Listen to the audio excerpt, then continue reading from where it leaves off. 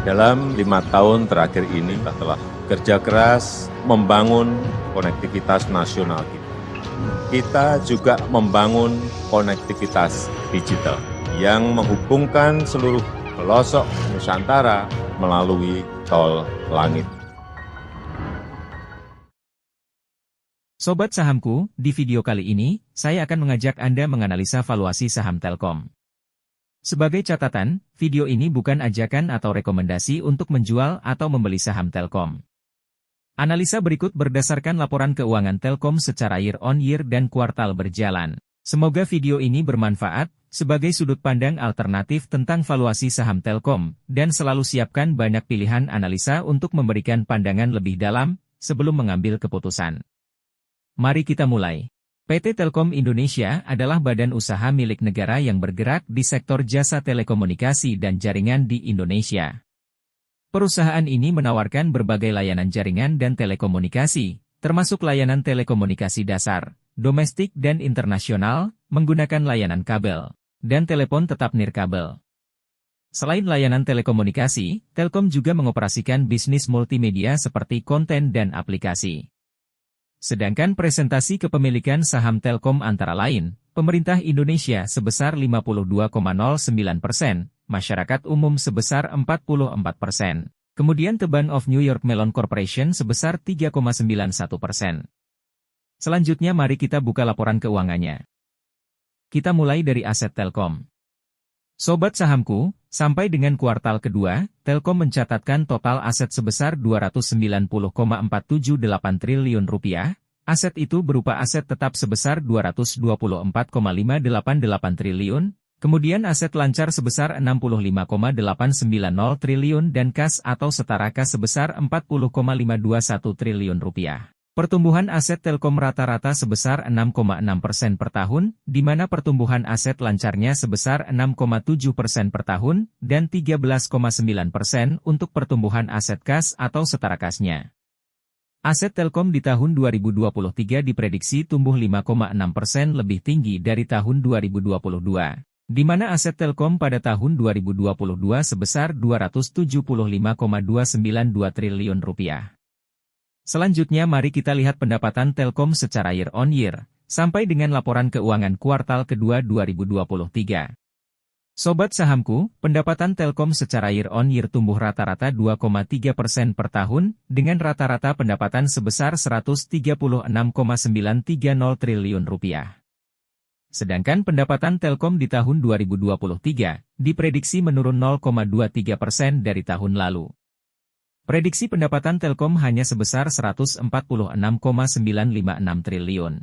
Sedangkan pendapatan tahun lalu di 2022 sebesar Rp147,306 triliun. Meskipun terjadi sedikit penurunan 0,23% dari tahun lalu, pendapatan Telkom di tahun 2023 masih lebih tinggi 5,4% dari rata-rata pendapatannya selama 7 tahun terakhir. Dalam laporan keuangan Telkom, jumlah laba kotor tercatat sama dengan pendapatan. Biasanya dalam laporan keuangan ada selisih antara pendapatan dan laba kotor. Selisih biaya produksi untuk perusahaan telekomunikasi seperti Telkom, biasanya mencakup beberapa hal berikut. Pertama, infrastruktur jaringan. Biaya pembangunan, perawatan, dan perluasan jaringan telekomunikasi, termasuk pembelian, pemasangan, dan pemeliharaan peralatan seperti menara telekomunikasi, kabel serat optik, peralatan transmisi, dan node pelayanan.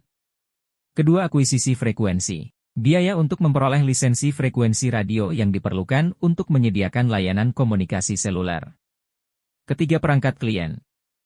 Biaya perangkat keras dan perangkat lunak yang dibutuhkan oleh pelanggan, seperti ponsel cerdas, modem, atau perangkat khusus lainnya. Keempat, pembelian satelit. Jika perusahaan memiliki layanan komunikasi satelit, biaya pembelian, peluncuran, dan operasi satelit juga termasuk dalam biaya produksi. Sobat Sahamku, laba bersih Telkom rata-rata tumbuh 3,7% per tahun, sebesar Rp20,859 triliun. Laba bersih Telkom di 2023 diproyeksikan naik sebesar 22,9% dari tahun lalu sebesar Rp25,512 triliun, sedangkan laba bersih tahun lalu sebesar Rp20,753 triliun. Beban pokok dan usaha TLKM sebesar 72,2%, berhubung data yang tersajikan di mana pendapatan dengan laba kotor tertulis sama dalam laporan keuangannya. Sobat sahamku, sekarang mari kita lihat kekuatan ekuitas Telkom Tbk.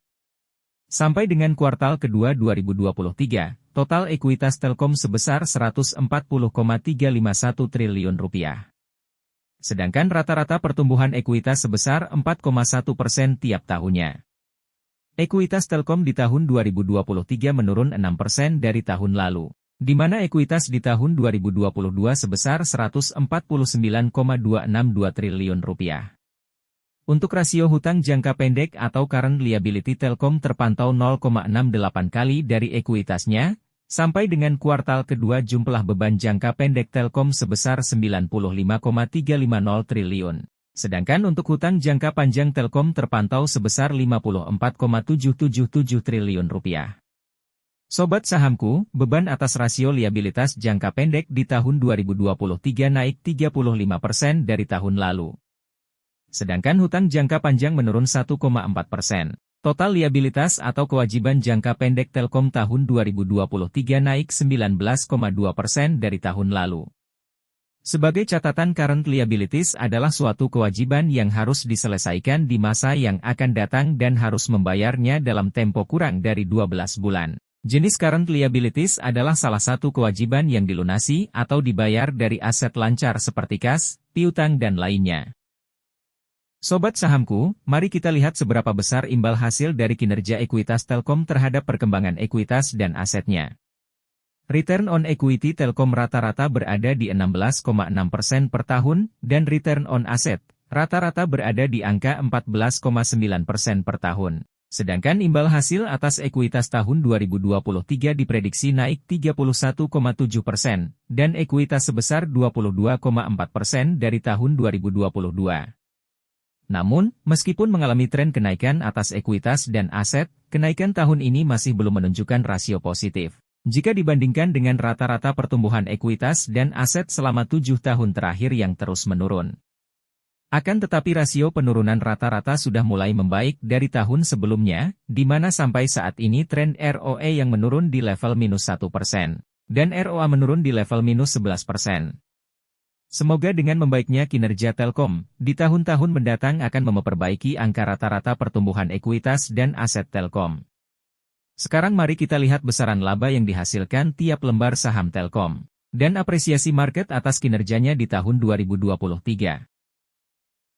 Sobat sahamku, Telkom mampu menghasilkan laba bersih di tiap lembar sahamnya atau EPS sebesar rata-rata Rp210,6 dalam kurun waktu 7 tahun terakhir.